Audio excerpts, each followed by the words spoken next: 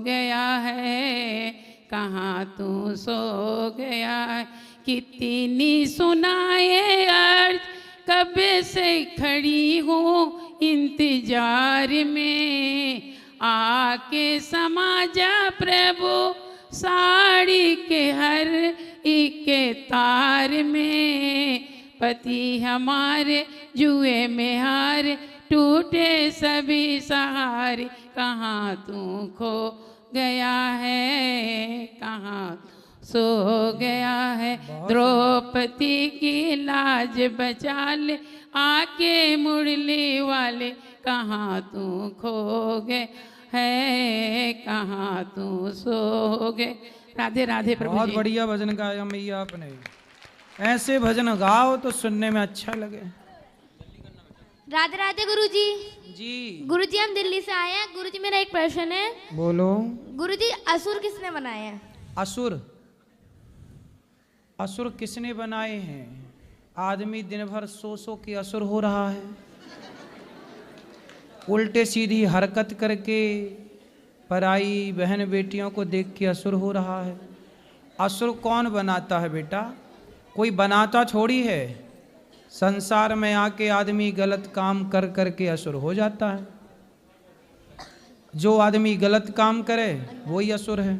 गुरुजी हमें गुल्लक देनी है अनुदान की सेवा में। ठीक है। वो जय बच्ची श्रीमन भी है। नारायण गुरुजी। जी जी जी। आपके चरणों में कोटि कोटि प्रणाम। हाँ हाँ गुरुजी हम 2 तारीख को आए थे, पूरा कथा देखे 7 दिन। हाँ। आज जा रहे हैं, आशीर्वाद दीजिए पूरा परिवार को। अच्छी आते लगी रहे। कथा? बहुत अच्छी रही। क्या लगा? बहुत अच्छा लगता है, आपका हर बात अच्छा लगता है, खुश जो भी रहिए, खुश समझाते हैं ना बहुत अच्छा लगता है। लीजिए गुरुजी, इसका ना पढ़ाई में मन नहीं लगता है। कराओ बात। छोटी वाली लड़की। राधे राधे गुरुजी। जय श्रीमन नारायण। कैसे हो बेटा?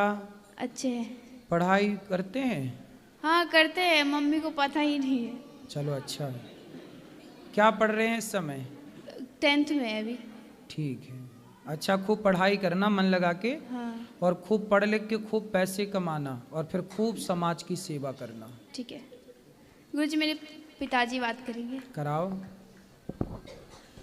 राधे राधे गुरुजी। जी। गुरुजी आपके चरणों में कोटि कोटि प्रणाम। खुश रहिए। हम लोग तो आज जा रहे हैं गुरुजी, आशीर्वाद दीजिए सबको। और आपका कथा सुन के हमारा जीवन में बहुत बदलाव हुआ है। जी।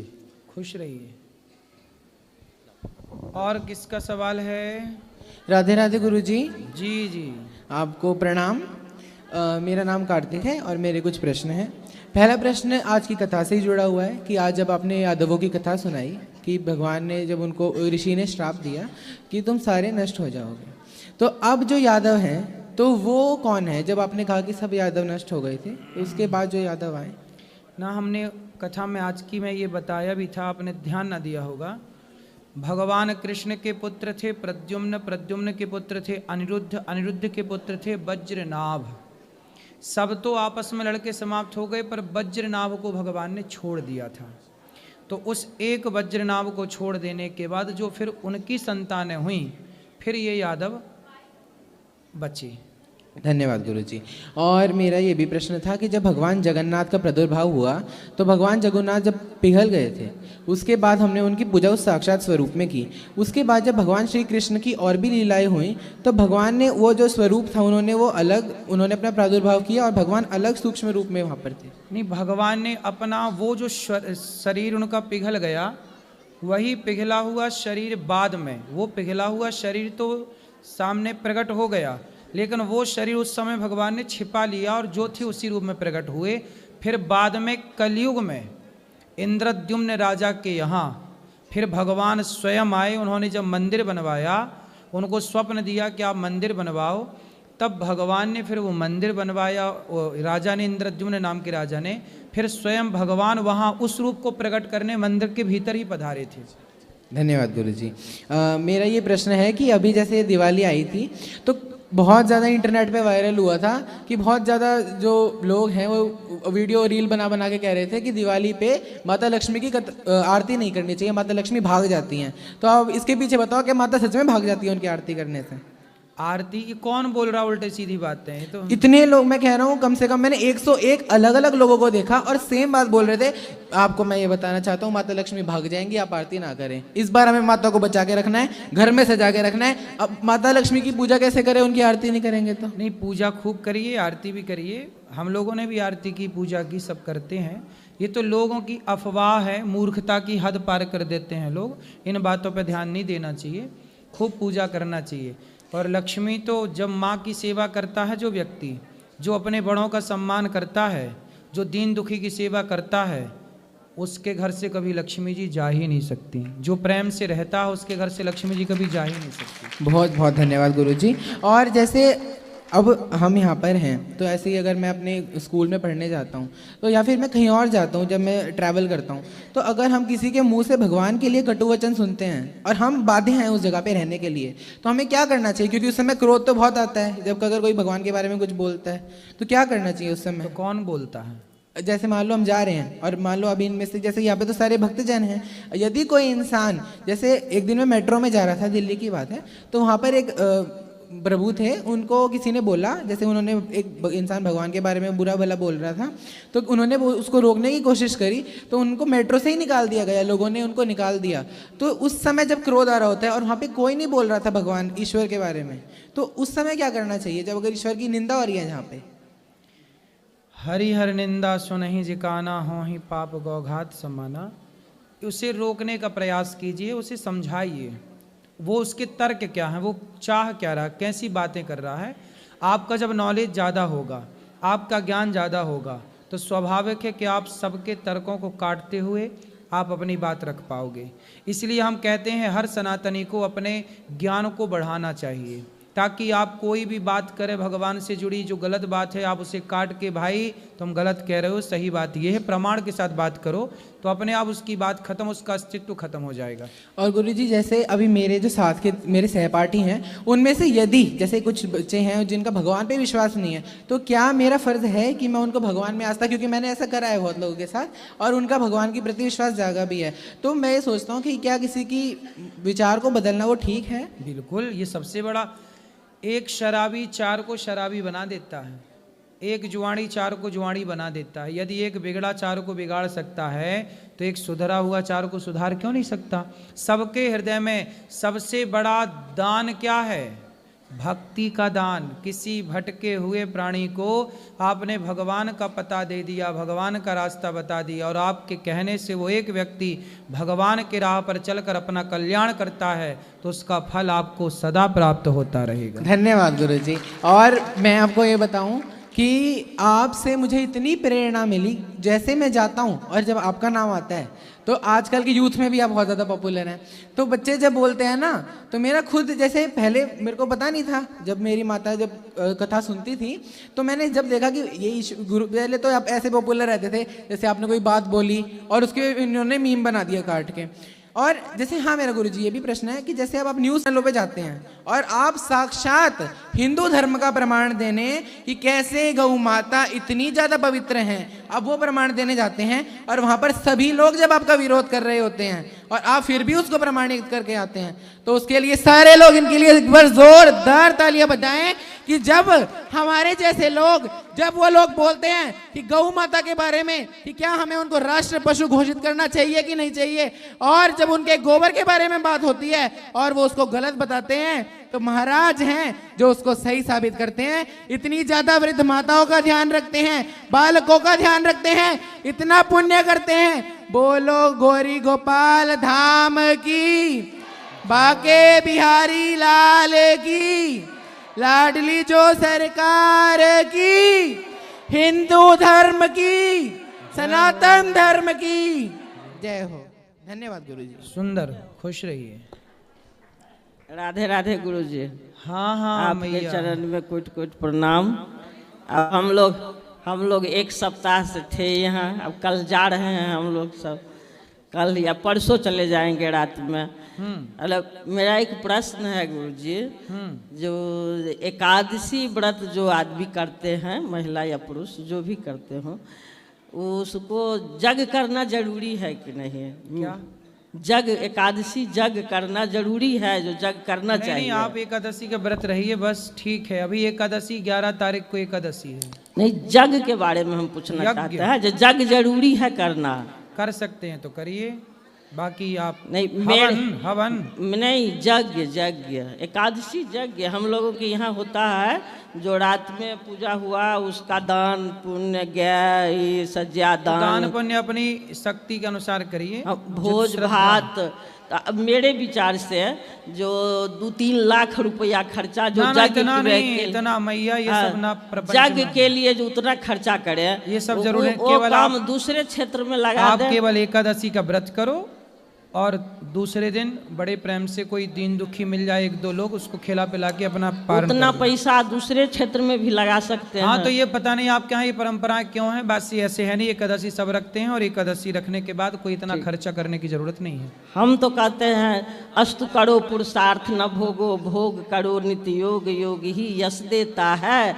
जीवन वैभव तो आता जाता है, कीर्तिवान जग में जीता है। सुंदर। ऐसा कीर्ति करो जो कर्म योग का मतलब कर्म होता है, कर्म योग।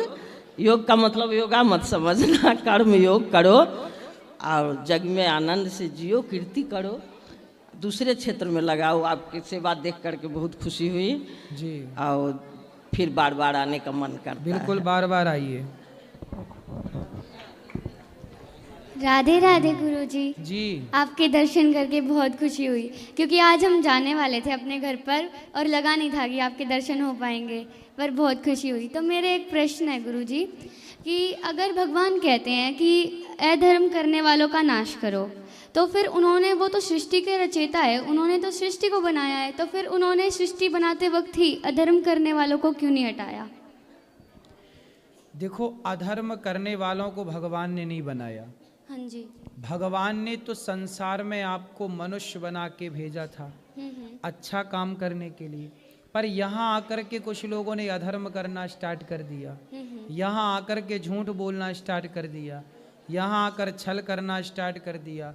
जब यहाँ आकर के आप गलती करेंगे तो फिर आप अधर्मी हो जाएंगे, फिर उन अधर्मियों की संख्या बढ़ जाएगी, फिर उन अधर्मियों की बढ़ी हुई संख्या को मारने के लिए, उनका संहार करने के लिए, भाई अधर्म अब ज़्यादा हो गया, बोलवाला अधर्म का ज़्यादा हो गया, तब भगवान अधर्म को मिटाने के लिए फिर अवतार लेते हैं या किसी भक्त को भेजते हैं।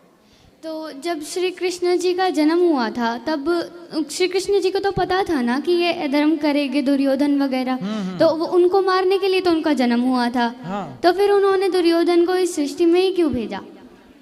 दुर्योधन को सृष्टि में भेजा इसलिए कि भाई जाओ अच्छे कर्म करना, अच्छा। बुरे कर्म करने थोड़ी भेजा था। अब बुरे कर्म तो उसने अपने विवेक से किया, अपनी बुद्धि से किया। अब जब बुरे कर्म आपने किए हैं तो फिर भगवान कहेंगे अब दंड लेने को तैयार रहो।